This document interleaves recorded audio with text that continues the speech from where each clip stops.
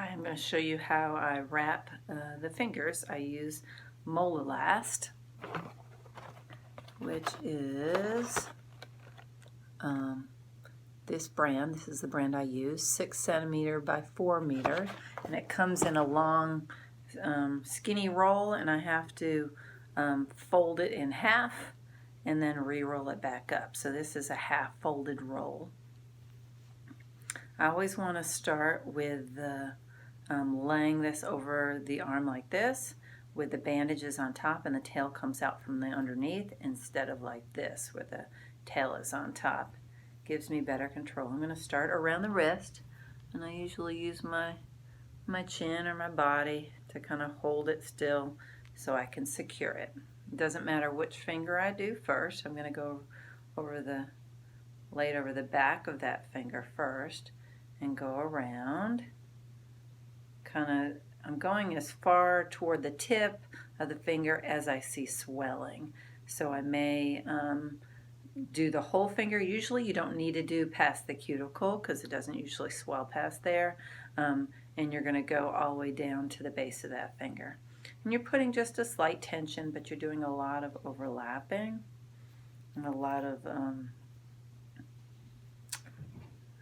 of layers. You kind of want to go perpendicular to the finger so it totally covers it. So I came from this direction. I'm going to leave the opposite direction and circle around the hand or the wrist. And I'm going to go to the next finger that I see that's swollen. Feel free to skip a finger if you don't see swelling in that finger. It may swell later, so you may have to wrap it again another time. Alright, so I started at the tip and I'm overlapping generously. Now you see I came from the pinky side. When I go back around, I'm not going to continue to go back toward the pinky side. I'm going to go toward the thumb side around the hand.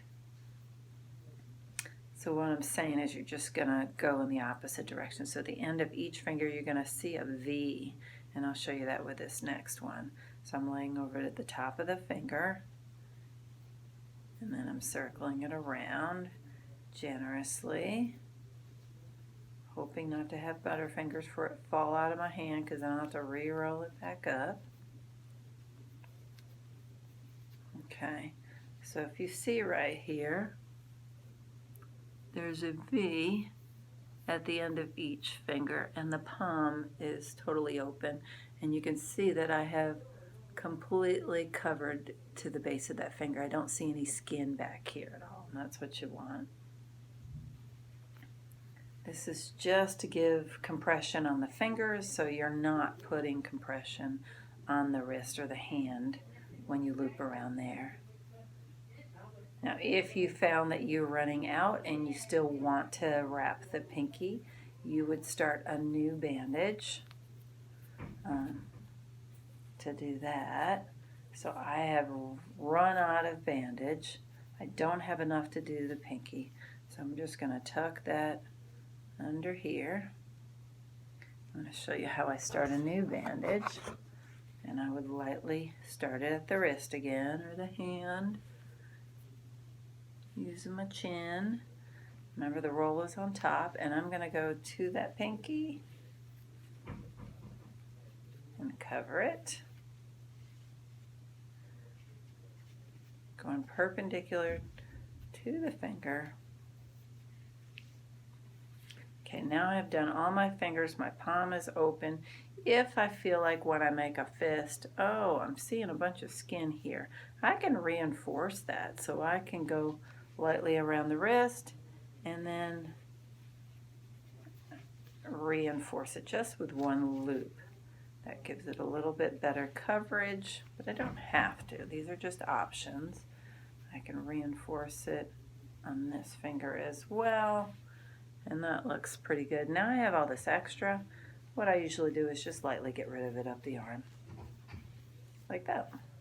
Okay, until I do the bandaging of the hand and the arm with the low stretch bandage. So I'm just going to tuck that in.